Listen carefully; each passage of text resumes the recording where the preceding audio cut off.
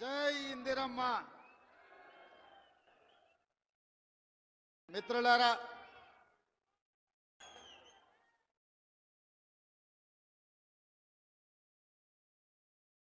వేములవాడ రాజన్న సాక్షిగా ఈరోజు మీ అభిమాన నాయకుడి అధ్యక్షతన ఆది శ్రీనివాస్ మీ శాసనసభ్యుడి అధ్యక్షతన రాజన్న సిరిసిల్ల జిల్లా అభివృద్ధి కార్యక్రమాలకు తెలంగాణ రాష్ట్ర ప్రభుత్వం శ్రీకారం చుట్టి ఈ కార్యక్రమంలో నా సహచర మంత్రివర్గ సభ్యులందరూ, పార్లమెంట్ సభ్యులు, శాసనమండలి సభ్యులు, శాసనసభ్యులు, పార్టీ ముఖ్యమైన నాయకులు, ప్రభుత్వ అధికారులు, ప్రాణ సమానులైన ఈ అధికారం రావడానికి అహర్నిశలు రాత్రి మొవళ్ళు కష్టం చేసి ఈ కుర్చీలో కూర్చోబెట్టిన వేలాది మంది కుటుంబ సభ్యులందరూ కూడా మనస్ఫూర్తిగా ధన్యవాదాలు, కృతజ్ఞతలు తెలియజేస్తున్న మిత్రులారా. ఆనాడు పాదయాత్ర సందర్భంగా సమ్మక్క సారలమ్మ ఆశీర్వాదం తీసుకొని మొదటి అడుగు వేసిన రోజే ఈ అడుగు కేసీఆర్ గడీలను కూల్చే వరకు ఆగదు. అందులో వేలాది మంది కాంగ్రెస్ పార్టీ కార్యకర్తలు పాల్గొనాలని ఆ పాదయాత్రలో భాగంగా వేములవాడ రాజన్నను దర్శించుకొని సామాన్య ప్రజలను, తెలంగాణ ఉద్యమకారులను, అమరవీరుల కుటుంబాలను, తెలంగాణ ఆడబిడ్డలనే కాదు వేములవాడ రాజన్నను కూడా మోసం చేసిన చంద్రశేఖరరావు ప్రభుత్వాన్ని గద్దె దించాలి అని ఈ గడ్డ మీద నుంచి ఆ రోజు మనం మాట్లాడుకోవడం జరిగింది. ఆనాడు పిసిసి అధ్యక్షుడిగా మీ దగ్గరకు వచ్చినప్పుడే ఆ రోజు చెప్పిన ఇందిరమ్మ రాజ్యం, ప్రజాప్రభుత్వం ఏర్పడుతుంది, రాజన్నకు సంబంధించిన అభివృద్ధి కార్యక్రమాలు, అదేవిధంగా వేములవాడ, సిరిసిల్ల, అదేవిధంగా చొప్పదండి నియోజకవర్గాల అభివృద్ధి కార్యక్రమాలు, ముఖ్యంగా 2 దశాబ్దాల నుంచి మిడ్ మానేరు ముంపు బాధితుల సమస్యను పరిష్కరించాలి. మీ వంట వార్పు కార్యక్రమంలో, మీ నిరసన కార్యక్రమంలో, మీరు చేస్తున్న పోరాటంలో చాలాసార్లు నన్ను ఆహ్వానించడం ద్వారా ఆనాడు మీ సమస్య నా దృష్టికి తీసుకొస్తే మనకు అవకాశం వచ్చినప్పుడు ఆ సమస్యను పరిష్కరించాలి అని చెప్పి ఆనాడే మీకు మాట ఇవ్వడం జరిగింది. ఇవాళ అదే కాకుండా కలికోట సూరమ్మ ప్రాజెక్టు పాదయాత్ర సందర్భంగా ప్రాజెక్టు మొత్తం కలే తిరిగి ఖచ్చితంగా అధికారులకు వచ్చిన వెంబడే ఈ ప్రాజెక్టును పూర్తి చేసే బాధ్యత కాంగ్రెస్ ప్రభుత్వం తీసుకుంటుంది అని ఆనాడు ఈ ప్రాంత రైతాంగానికి చెప్పడం జరిగింది. ఆ రోజు పాదయాత్రలో పెద్దలు జీవన్ రెడ్డి గారు ఈ జిల్లా స్థితిగతులను, ఈ జిల్లాలో గత 40-50 సంవత్సరాల నుంచి చేసిన అభివృద్ధిని, ఈ ప్రాంతానికి ప్రాతినిధ్యం వహించిన ప్రజాప్రతినిధుల గురించి వారు తెలియజెప్పినప్పుడు ఈ కరీంనగర్ గడ్డకు పరిపాలన చాతుర్యమే కాదు, పోరాటాల పౌరుషం ఉన్నదన్న సంగతి ఆ పాదయాత్రలో కూలంకషంగా తెలుసుకోవడం జరిగింది. కొండగట్టు హనుమంతుడి ఆశీర్వాదం తీసుకొని ఖచ్చితంగా ఈ జిల్లా అభివృద్ధి కార్యక్రమాలలో ఆనాడు శ్రీరామ్ సాగర్ నుంచి మొదలు పెడితే శ్రీపాద ఎల్లంపల్లి ప్రాజెక్టు వరకు ఈ ప్రాంతంలో కట్టిన ప్రాజెక్టులు కాంగ్రెస్ పార్టీనే, మిగిలిన వాటిని పూర్తి చేసేది కూడా కాంగ్రెస్ పార్టీనే అని ఆనాడు మీ అందరికీ ఆ రోజు చెప్పడం జరిగింది. ఈరోజు మళ్ళీ కాంగ్రెస్ అధికారంలోకి వచ్చి కాళేశ్వరం అసంపూర్తి ప్రాజెక్టులు కావచ్చు, అందులో ఉండే ప్యాకేజీలు కావచ్చు, కలికోట సూరమ్మ ప్రాజెక్టు కావచ్చు, సిరిసిల్లలో ఉన్న ప్యాకేజ్ 9 కావచ్చు, ఇట్లా చెప్పుకుంటూ వెళ్తే ఈ ప్రాంతంలో వాయిదాలు పడుతున్న సాగునీటి ప్రాజెక్టులను పూర్తి చేయడానికి మీ జిల్లా ఇన్ఛార్జ్ మినిస్టర్ పెద్దలు ఉత్తమ్ కుమార్ రెడ్డి గారు నిరంతరం సమీక్షిస్తూ, అధికారులను సమన్వయం చేస్తూ ప్రజా ప్రతినిధులతో సమాచారం తెప్పించుకుంటూ ఈ జిల్లా మీద ప్రత్యేకమైన శ్రద్ధ కనబరుస్తున్నారు. వారు సాగునీటి పారుదల శాఖ మంత్రి కాదు, వారు ఈరోజు కరీంనగర్ ఉమ్మడి జిల్లాకు వారు ఇన్ఛార్జి మంత్రివర్యులు. తప్పకుండా కరీంనగర్ జిల్లా ప్రజలకు నేను ఒక మాట ఇవ్వదలుచుకున్నా. 100% ఈ నవంబర్ 30 తారీఖు లోపల మళ్ళీ ఉత్తమ్ కుమార్ రెడ్డి గారు మీ జిల్లాకు వచ్చి ఈ జిల్లాలో ఉన్న సాగునీటి ప్రాజెక్టులు అసంపూర్తిగా ఉన్న వాటిని అన్నిటినీ సమీక్షించి ఎంత కాలంలో పూర్తయితాయి, ఎంత నిధులు కావాలి, మన ప్రభుత్వం ఆ ప్రాజెక్టులను ఎలా పూర్తి చేస్తుందో పెద్దలు ఉత్తమ్ కుమార్ రెడ్డి గారు మీ ఎమ్మెల్యేల సలహాలు సూచనలు తీసుకొని తప్పకుండా ప్రాజెక్టులను పూర్తి చేయడం జరుగుతుంది అని చెప్పి నేను ఈ వేదిక మీద నుంచి చెప్పదలుచుకున్నా. అదేవిధంగా మిత్రులారా, కరీంనగర్ జిల్లా గురించి నేను కొత్తగా చెప్పాల్సిన పని లేదు. ఆనాడు ఈ దేశానికి దశ దిశ నిర్దేశం సూచించిన పివి నరసింహారావు గారు మంతని శాసనసభ నియోజకవర్గం నుంచి గ్రామ స్థాయి నుంచి ఢిల్లీ వరకు నాయకత్వాన్ని అందించి పరిపాలన అంటే ఇట్లా ఉండాలి, తెలంగాణ బిడ్డ పరిపాలన చేస్తే ప్రపంచమే ఆశ్చర్యపోయే విధంగా అబ్బురపడే విధంగా దేశాన్ని అభివృద్ధి పదం వైపు నడిపిస్తాడని చెప్పిన పివి నరసింహారావు మీ బిడ్డ, కరీంనగర్ బిడ్డ అని చెప్పి ఈ సందర్భంగా మనం గుర్తు చేసుకోవాలి. వారే కాదు, పెద్దలు చొక్కారావు గారు కావచ్చు, సత్యనారాయణరావు గారు కావచ్చు, ఇలా చెప్పుకుంటూ వెళ్తే ఈ కరీంనగర్ జిల్లా నాయకత్వాన్ని అందించిన జిల్లా. ఈ కరీంనగర్ జిల్లా రైతాంగానికి సమస్యలు వచ్చినా, నిరుద్యోగ యువతకు బాధ కలిగినా ఈ కరీంనగర్ జిల్లా నుంచే ఉద్యమాలు మొదలైనవి. ఈ కరీంనగర్ జిల్లా ఉద్యమాలకు ఎప్పుడు నాయకత్వం వహించింది. సిరిసిల్ల జగిత్యాల రైతాంగ పోరాటాలు ఈ రాష్ట్రం, ఈ ప్రజలు ఎప్పుడు మర్చిపోలే. రైతుల సమస్య వచ్చినప్పుడు ఈ ప్రాంతంలో రైతాంగ పోరాటాలను మనం కళ్ళతో చూసినాం.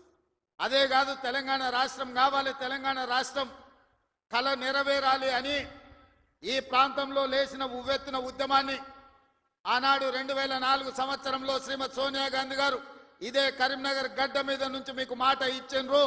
మీ మనసులో ఉన్న కోరిక, ఈ తెలంగాణ ప్రజల ఆకాంక్ష నాకు తెలుసు, తప్పకుండా నెరవేరుతుంది అని చెప్పి శ్రీమతి సోనియా గాంధీ గారు ఈ కరీంనగర్ గడ్డ మీద నుంచే 4 కోట్ల ప్రజలకు మాట ఇవ్వడం జరిగింది. ఆ తర్వాత జరిగిన పరిణామాలు నేను చెప్పేదానికంటే మీ పార్లమెంట్ సభ్యుడు పొన్నం ప్రభాకర్ గారు ఆ రోజు పార్లమెంటులో పెప్పర్ స్ప్రేలను అడ్డుకొని తెలంగాణ బిల్లును ఆమోదింపజేయడంలో పెద్దలు జైపాల్ రెడ్డి గారి నుంచి మొదలు పెడితే మన పార్లమెంట్ సభ్యులందరూ పట్టుదలతోని వీరోచితంగా లోక్సభలో కొట్లాడితే తెలంగాణ రాష్ట్ర బిల్లు ఆమోదం అయ్యింది. తెలంగాణ రాష్ట్ర బిల్లు ఆమోదం ఆశామాషిగా జరగలే, అల్లాటప్పగా ఎవరో ఇవ్వలే. శ్రీమతి సోనియా గాంధీ గారు ఆంధ్రప్రదేశ్లో 155 అసెంబ్లీలు, 25 పార్లమెంట్లు ఉన్న పార్టీ శాశ్వతంగా నష్టపోయినా, కేంద్రంలో అధికారం కోల్పోతుందని తెలిసిన 4 కోట్ల తెలంగాణ ప్రజల కోరిక నెరవేరాలి, కరీంనగర్ గడ్డ మీద నుంచి ప్రజలకు ఇచ్చిన మాట నెరవేర్చాలి అని వారు ఇచ్చిన మాటకు కట్టుబడి ఇవాళ తెలంగాణ రాష్ట్రం ఇచ్చింది. కాబట్టి మనందరం గర్వంగా తలెత్తుకొని నాది తెలంగాణ రాష్ట్రం, ఈ తెలంగాణ రాష్ట్రంలో ఇందిరమ్మ రాజ్యం, ప్రజా ప్రభుత్వం ఉన్నదని ఇవాళ మనం గొప్పగా గర్వంగా చెప్పుకునే పరిస్థితులు ఈ రోజు మనకు వచ్చినాయంటే శ్రీమతి సోనియా గాంధీ గారు కరీంనగర్ గడ్డ మీద నుంచి ఇచ్చిన మాట అన్న సంగతి నేను మీకు గుర్తు చెయ్యదలుచుకున్నా. అందుకే మిత్రులారా, కాంగ్రెస్ పార్టీ ఏదైనా మాట ఇస్తే ఆ మాట కోసం ఎంత దూరమైనా పోతుంది, ఆ ప్రజల ఆకాంక్ష నెరవేర్చడానికి ఎంత త్యాగానికైనా సిద్ధమవుతుందన్న సంగతి 2004లో సోనియమ్మ ఇచ్చిన మాటను చూసిన ఎవరికైనా అర్థమవుతుంది. ఈ ప్రాంతం నుంచి ఒక్కసారి ఎంపీగా మీరు పొన్నం ప్రభాకర్ను గెలిపిస్తే తెలంగాణ రాష్ట్రాన్ని సాధించండి. మరి నేను ఇక్కడికి వచ్చిన ప్రజల్ని ఈ వేదిక మీద నుంచి కరీంనగర్ ఉమ్మడి జిల్లా ప్రజల్ని నేను అడుగుతున్నా.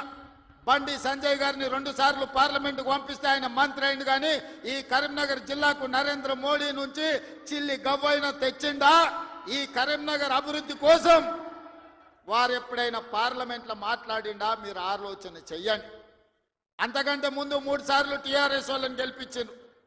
వాళ్ళు గుండు సున్ననే ఈ కరీంనగర్ జిల్లాకి ఇచ్చింది.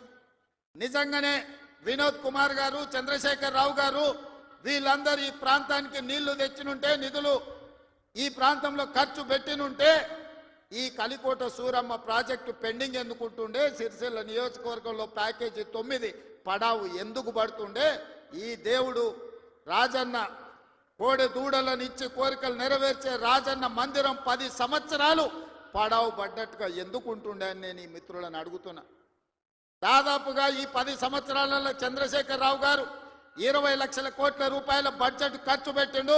తెలంగాణ రాష్ట్రాన్ని 7 లక్షల కోట్ల రూపాయల్లో అప్పుల ఊబిలో ముంచిండు.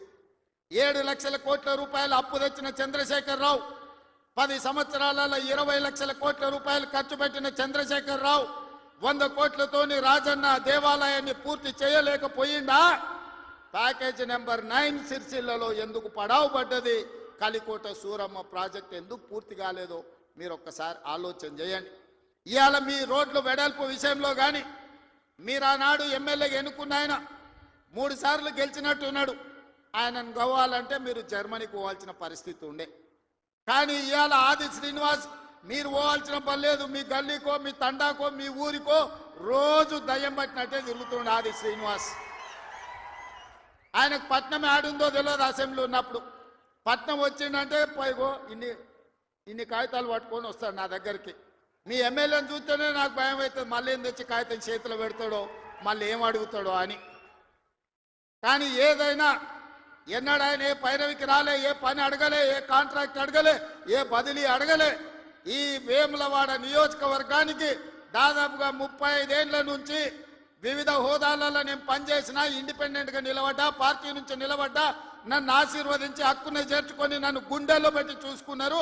నాకు ఒక అవకాశం వచ్చింది, నా జన్మ ధన్యమైతుంది. పనులు చేస్తే మీరు సహకరించాలి. నాకు పదవి ఇవ్వకపోయినా పర్వాలేదు, కానీ నా ప్రాంతానికి ప్రాజెక్టులు ఇవ్వండి అని మీ ఆది శ్రీనివాస్ కాగితాలు తీసుకొచ్చి ఇచ్చి ప్రాజెక్టులు అన్ని కూడా తెచ్చుకున్నాడు. నాకు కూడా ప్రజల కోసం, ప్రాంత అభివృద్ధి కోసం అడిగే ఎమ్మెల్యేలన్నా ప్రజాప్రతినిధులన్నా నాకు కూడా చాలా ఇష్టం.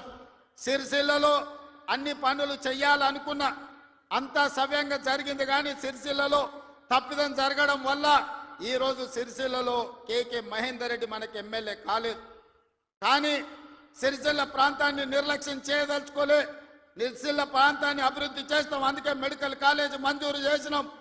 అదేవిధంగా మా చేనేత కార్మికుల కోసం యార్ను డిపో రాజన్న సాక్షిగా వేములవాడలో ఈరోజు పెట్టినాం.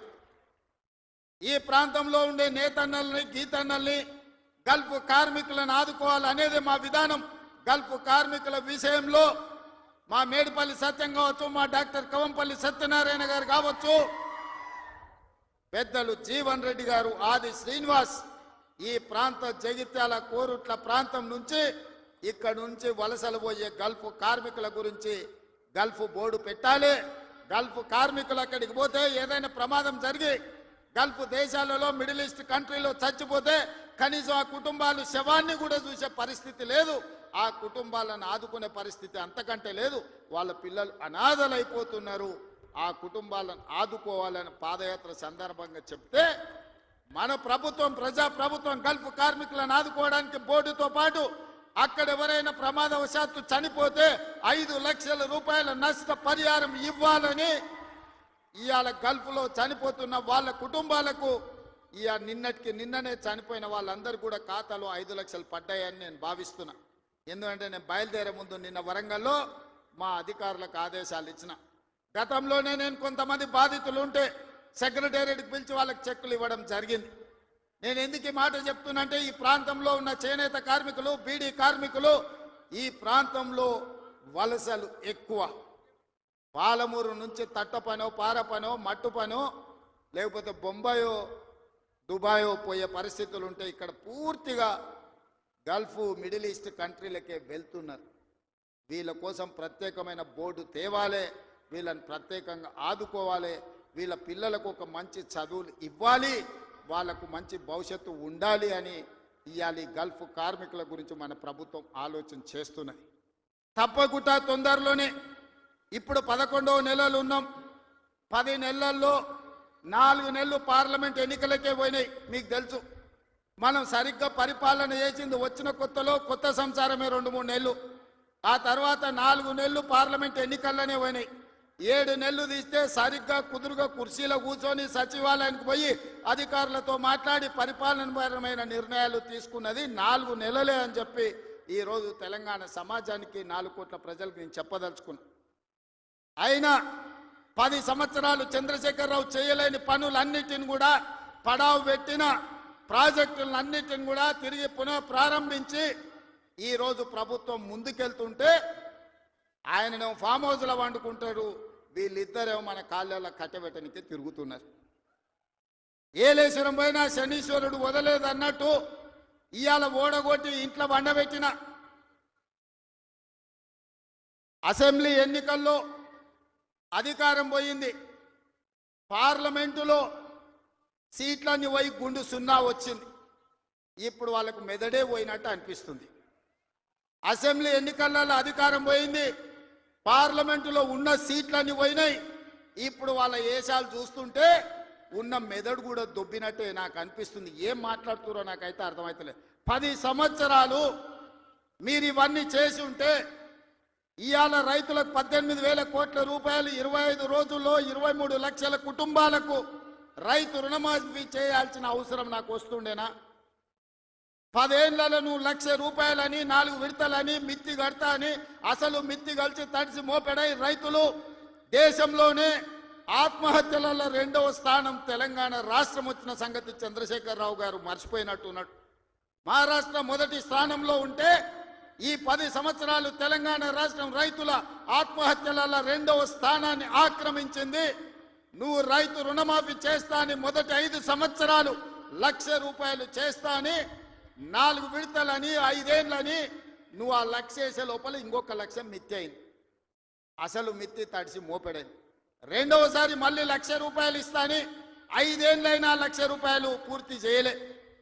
ఆ 5 ఏళ్లలో ఆయన ఇచ్చింది 11,000 కోట్ల రూపాయలు. ఇవాళ చంద్రశేఖరరావు గారిని అసెంబ్లీకి రమ్మనుండ్రి, లెక్కలన్నీ తీసి నేను చదివి వినిపిస్తా.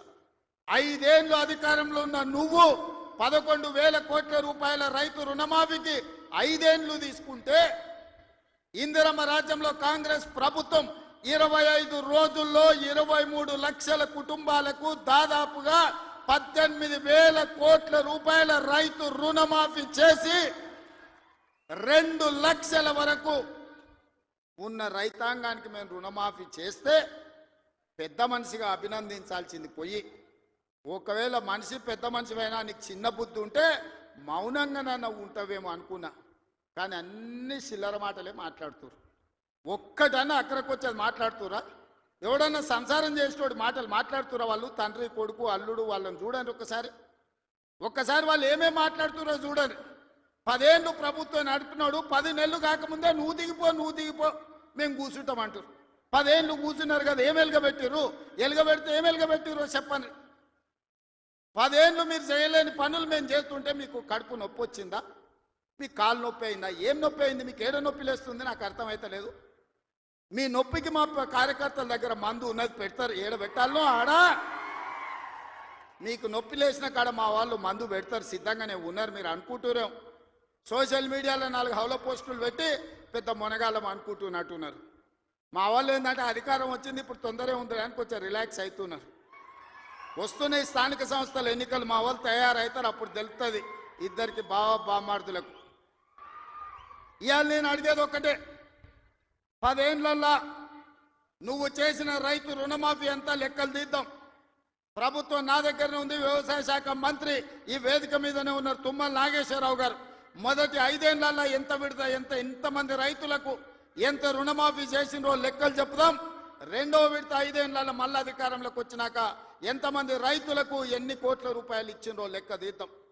25 రోజుల్లో మనము 2 లక్షల రూపాయల మేరకు రైతులకు చేసిన రుణమాఫీని 2014 నుంచి 2018 వరకు, 2018 నుంచి 2023 డిసెంబర్ వరకు, 2023 డిసెంబర్ నుంచి 2024 డిసెంబర్ వరకు 3 సార్లు రైతు రుణమాఫీలో 2 సార్లు చంద్రశేఖరరావు చేస్తే ఒక్కసారి ఈ వేదిక మీద ఉన్న మా మిత్రులందరూ చేసారు. లెక్కలు తీద్దాం, వాస్తవాలు మాట్లాడదాం. చంద్రశేఖరరావు గారు మీరు అసెంబ్లీకి రాండి.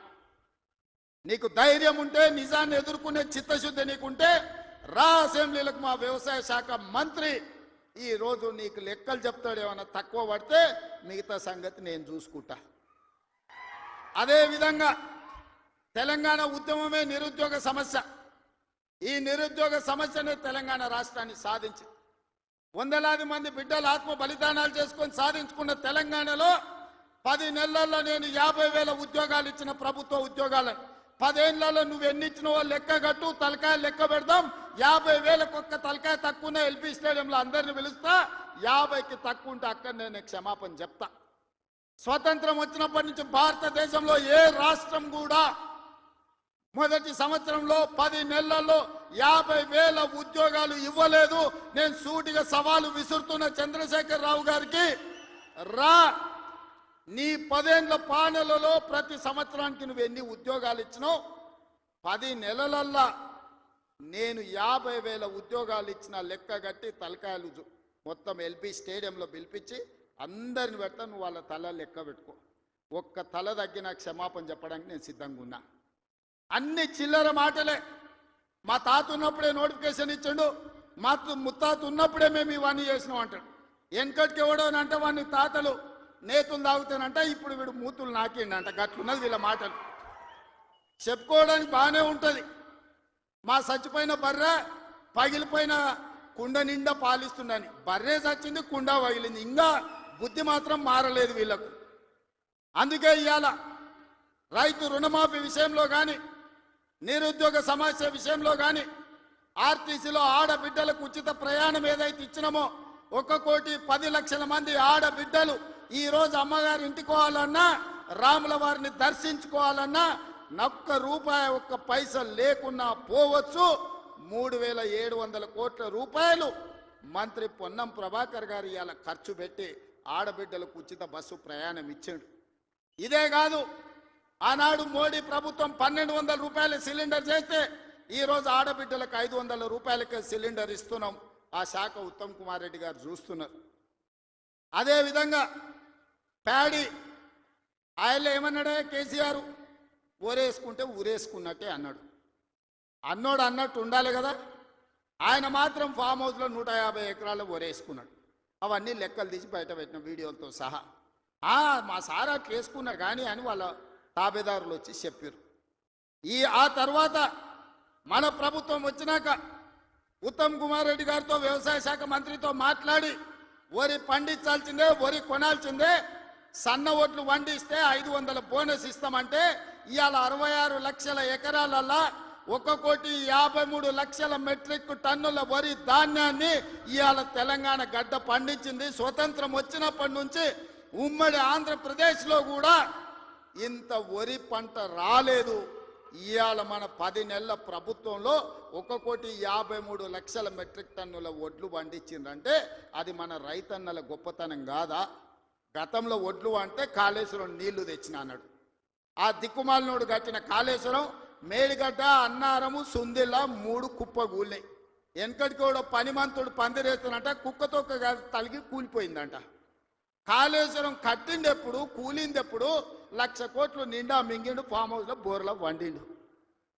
కాళేశ్వరం నుంచి సుక్క నీళ్లు లిఫ్ట్ చేయకుండా ఆనాడు కాంగ్రెస్ పార్టీ కట్టిన శ్రీరామ్ సాగర్ కావచ్చు, లేకపోతే శ్రీపద ఎల్లంపల్లి కావచ్చు, కల్వకుర్తి, భీమా, నెట్టంపాడు, కోయిల్ సాగర్, శ్రీశైలం, నాగార్జున సాగర్, హంద్రి, నీవా అక్కడ కడితే ఇక్కడ ఈ ప్రాంతంలో తెలంగాణ ప్రాజెక్టులు కడితే ఈరోజు ఖమ్మంలో కట్టిన ప్రాజెక్టులు, వరంగల్లో కట్టిన ప్రాజెక్టులు, నిజామాబాద్, కరీంనగర్లో కట్టిన కాంగ్రెస్ కట్టిన ప్రాజెక్టులతో ఈరోజు 1,53,00,000 మెట్రిక్ టన్నుల వడ్లు ఈరోజు తెలంగాణలో వండిని.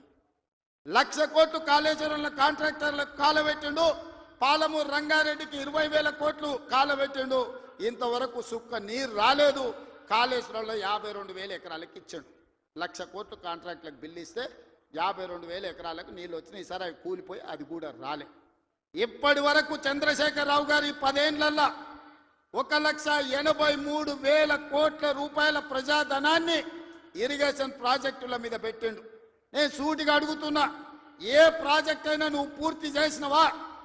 ఏ ఒక్క ప్రాజెక్ట్ అయినా తెలంగాణ ప్రజలకు అంకితం చేసినవా? ఇది పూర్తయింది, ఇది ప్రజలకు అంకితమైంది, దీంట్లో నీళ్ళు వస్తున్నాయని చెప్తావా అని నేను అడుగుతున్నా. ఇవాళ మల్లన్న సాగర్ అంటాడు. రంగనాయక్ సాగర్ అంటాడు, కొండపోచమ్మ అంటాడు. రంగనాయక్ సాగర్ కడితే రంగనాయక్ సాగర్ దగ్గర హరీష్ రావు ఫామ్ హౌస్ కట్టుకున్నాడు. 3 దిక్కుల ప్రాజెక్ట్ ఉంటుంది, మధ్యలో ఆయనకు ఫామ్ హౌస్ ఉంటుంది. ఆయనకు 360 డిగ్రీలు వాటర్ ఫ్రంట్ వ్యూ ఉండాలంట. భూసేకరణ కోసం తీసుకున్న భూమిని హరీష్ రావు పేరు మీదకి బదిలీ చేపించుకున్నాడు. ప్రాజెక్టు కోసం సేకరించిన భూములు రంగనాయక్ సాగర్ సిద్దిపేట దగ్గర ప్రాజెక్టు కోసం సేకరించిన భూములు ప్రాజెక్టుల నుంచి తొలగించి హరీష్ రావు ఫామ్ హౌస్ కట్టుకున్నాడు. దానికి లెక్క చెప్పాల్సింది హరీష్ రావు గారు. ఏం చింత చేయకు, లెక్కలు తీస్తున్నా, నీ లెక్క చెప్తా. కొండపోచమ్మ ప్రాజెక్టు కట్టిందే కేసీఆర్ ఫామ్ హౌస్ కు కాలువలు తీసుకెళ్లడానికి. ఇవాళ నిజ నిర్ధారణ కమిటీ వేసుకుందాం, కొండపోచమ్మ ప్రాజెక్టుకు పోదాం. కొండపోచమ్మ నుంచి డైరెక్ట్ గా కేసీఆర్ ఫామ్ హౌస్ 100 ఎకరాలకు కాలువ డైరెక్ట్ ఆయన ఫామ్ హౌస్లోకి వెళ్ళి తీసుకుపోయాడు. 1000 కోట్లు ప్రజలై ఖర్చు పెడితే నీ ఫామ్ హౌస్కు నీళ్లు తీసుకెళ్తావా? ఇది న్యాయమా? చంద్రశేఖరరావు గారు, నిన్ను నమ్మి నీ చేతిలో రాష్ట్రం పెడితే, నీ కొడుకుని మున్సిపల్ మినిస్టర్ పెడితే జన్వాడలో 111 ఫామ్ హౌస్లు కట్టుకుంటాడు. ఆయన బామ్మార్ది ఇంకోటి కట్టుకుంటాడు. అందులో దీపావళి పండుగ వచ్చిందని చిచ్చుబుట్లు కాకుండా సారా బుట్లు పెట్టి దావతులు చేస్తాడు. ఏమనంటే మేము క్యాసినో నడుపుకుంటాం, మేము సారా బుట్లు పెట్టుకుంటాం, కాబట్టి మమ్మల్ని ఏం అనొద్దు అని. అంటే బావ కళ్ళల్లో ఆనందం చూడడానికి ఆయన బామ్మార్ది ఏమి తాగి తందనాలు ఆడినా డ్రగ్స్ తీసుకున్నాడు ఆ ఇంట్లో దొరికినా కేసు పెట్టొద్దా? ఒకసారి ఆలోచన చేయండి. ఎంత సిగ్గు లేకుండా మాట్లాడుతున్నారంటే, డ్రగ్స్ తీసుకున్నాడు దొరికిండు కదనే వాడు మొత్తం అందా, అవును నేను డ్రగ్స్ తీసుకున్నాను వాడు ఒప్పుకుండు, డ్రగ్స్ ఉన్నోడు దొరికిండని వీడు ఒప్పుకుండు, కానీ వాడిని పట్టుకోవద్దంట పోలీసోడు. ఎందుకంటే మేము బీఆర్ఎస్ నాయకులం కాబట్టి మమ్మల్ని ఏమనొద్దని. ఈ రాష్ట్రంలో ఈ దేశంలో బీఆర్ఎస్ వాళ్ళకి ఏమైనా కొత్త చట్టం ఉందా? ఇడిచిపెట్టాలా? ఊర్లో డ్రంక్ అండ్ డ్రైవ్ అని పిల్లలు ఇవ్వడానికి తెలిసో తెలియక తాగితే నోట్లో పుల్ల పెట్టి ఊదిచ్చి వాని బండి గుంజుకొని వాని పోలీస్ స్టేషన్లో పెట్టి వాని ఈపులు వలగొట్టి వాని దగ్గర 5,000 వసూలు చేస్తున్న సన్నాసి, నీ బామ్మార్ది డ్రగ్స్ తీసుకున్నాడు ఇంట్లో దొరికితే, అక్రమంగా ఫామ్ హౌస్ కట్టుకుంటే, వాని ఇంట్లో విదేశీ మద్యం దొరికితే వాని మీద కేసు పెట్టొద్దు అంటున్నావంటే చట్టం నీకోటి, పేదోళ్ళకి ఇంకొక చట్టమా అని నేను అడుగుతున్నా. ఇదా తెలంగాణ రాష్ట్రంలో 10 ఏళ్ళ అధికారంలో ఉన్న మీరు ప్రజలకు చెప్తున్నది? ఇవాళ అభివృద్ధి గురించి మాట్లాడతాడు. 75 ఏళ్ళనే నా కొడంగల్ ఎప్పుడో 1960లో మా పెద్దలు గురునాథ్ రెడ్డి గారి వేదం మీద ఉన్నారు. 6 సార్లు ఎమ్మెల్యే అయ్యాడు. ఎందుకో ఒక్కసారి కూడా వారిని మంత్రిని చేయలే గత ప్రభుత్వాలు. అచ్యుతారెడ్డి అని ఎప్పుడో 60లో ఒక్కసారి కొద్ది రోజులు మంత్రి అయ్యాడు. స్వతంత్రం వచ్చినప్పటి నుంచి ఈ రోజు వరకు మా కొడంగల్ నియోజకవర్గం మీద ఎవరు దయ చూపించలే, ఆ ప్రాంతం నుంచి ఎవరు మంత్రి కాలే.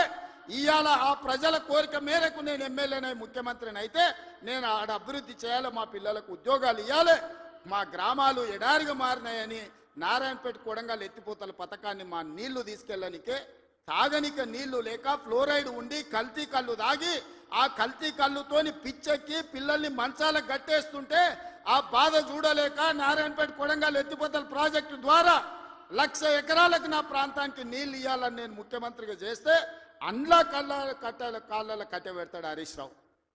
ఇదే కాదు, ఇవాళ నేను 1,1200 ఎకరాలు ఆడ భూసేకరణ చేసి తొండలు గుడ్లు పెట్టని భూములను ఇవాళ ఏదైనా ఏజో పారిశ్రామిక వాడ తీసుకొచ్చి పరిశ్రమలు తెస్తే మా పిల్లలకు ఉద్యోగాలు వస్తాయి, నా ప్రాంతం అభివృద్ధి జరుగుతుంది. నేను ముఖ్యమంత్రి అయినా కాబట్టి వాళ్ళకి కృతజ్ఞత తెలుపుకోవాలని నేను ప్రయత్నం చేస్తే కొంతమంది రౌడీ మూకల్ని తయారు చేసి పైసలు ఇచ్చి కలెక్టర్ని ఆర్డీఓని అధికారులందరినీ ఇష్టం వచ్చినట్టు కొట్టిరు. కొట్టి ఇప్పుడు మా మీద కేసు ఎట్లా పెడతారు అంటారు.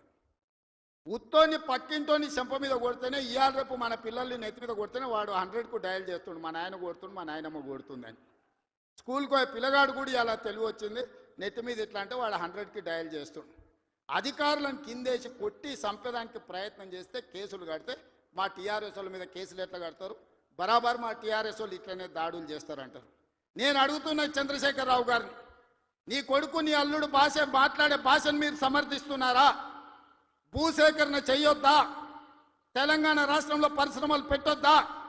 మా IT and industry Sridhar Babu గారు రోజుకి 20 గంటలు పనిచేస్తూ ఈ రాష్ట్రానికి 1,000 కోట్ల రూపాయల పెట్టుబడులు తెచ్చి విదేశీ పరిశ్రమలను రప్పించి నిరుద్యోగ యువకులకు ఇంజనీర్లకు ఈరోజు ఉపాధి కల్పించాలని చేస్తున్న ప్రయత్నం తెలంగాణ రాష్ట్రంలో చెయ్యొద్దా? మీరు చెప్పండి.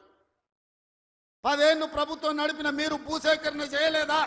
మల్లన్న సాగర్ల ప్రజల్ని ముంచలేదా? 14 గ్రామాలను మల్లన్న సాగర్ల ముంచలేదా? కొండ పోచమ్మల ముంచలేదా? రంగనాయక సాగర్ల ముంచలేదా?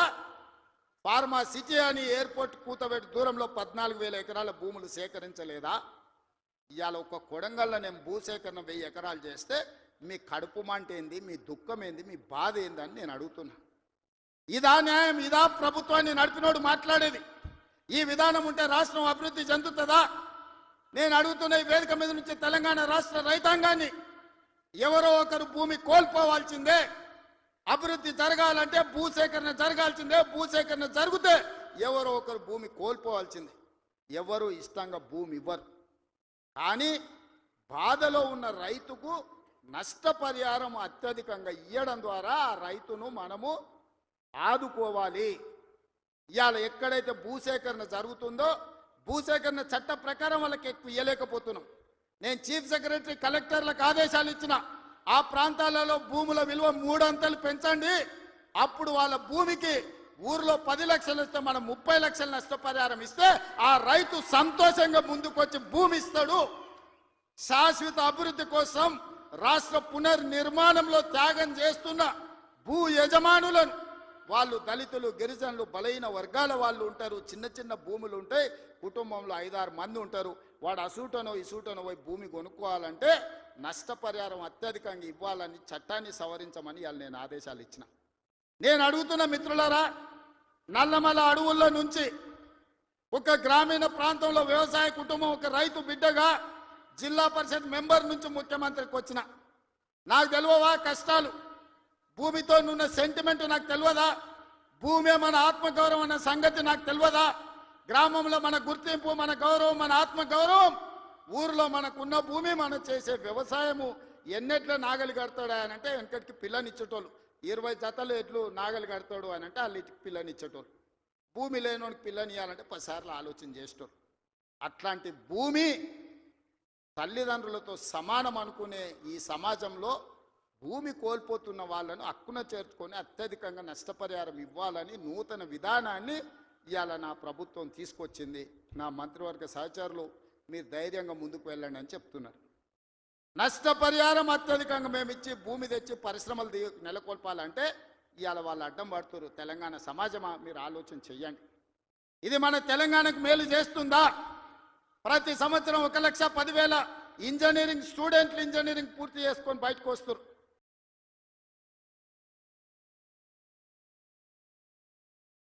వాళ్ళ ఉద్యోగ ఉపాధి అవకాశాలు ఎట్లి వాళ్ళు మీరు ఆలోచన చేయండి.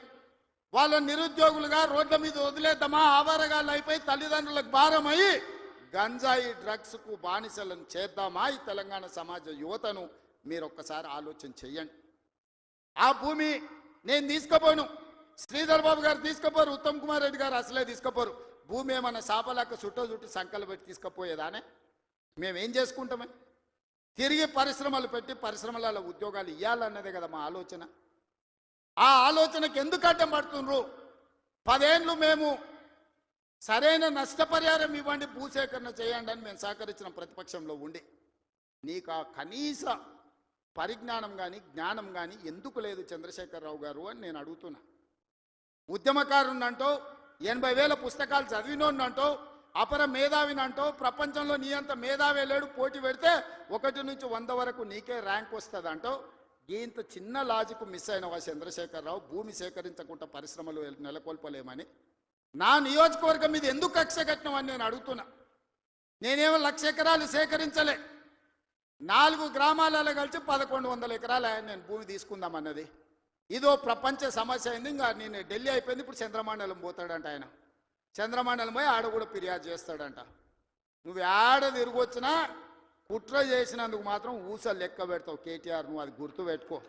చూస్తూనే ఎంత గుర్తవు ఎగరని అని. ఉయ్యాల ఎంత ఊగినా అక్కడనే వచ్చి ఆగాలి, తెలుసు కదా. ఉర్రిగా అటు ఊగొచ్చు, ఉర్రిగా ఇటు ఊగొచ్చు. ఉయ్యాల ఆగాల్సి వచ్చినాడు మధ్యలోనే ఆగుతుంది. యాడ్ కురుకుతాడు, ఎంత దూరం ఉరుకుతాడు? ఉరకని అని చూస్తున్నా. ఉరుకులాట ఏందో చూద్దాం కేటీఆర్ దాని. అందుకే మిత్రులారా, ఈ తెలంగాణ రాష్ట్రాన్ని అభివృద్ధి చేసుకుందాం. రాజన్న సిరిసిల్ల అభివృద్ధి కోసం నిధులు ఇచ్చినాం. ఇవాళ మీ ప్రాంత అభివృద్ధి మా బాధ్యత. 10 సంవత్సరాలలో ఈ తెలంగాణను ఒక గొప్ప అద్భుతమైన అభివృద్ధి చెందిన రాష్ట్రంగా తీర్చిదిద్దుకుందాం. తెలంగాణ రైజింగ్ ఈ దేశంలోని ఏ రాష్ట్రమైనా తెలంగాణను చూసి కాపీ కొట్టాల్సిందే, తెలంగాణ రాష్ట్రాన్ని చూడడానికి రావాల్సిందే.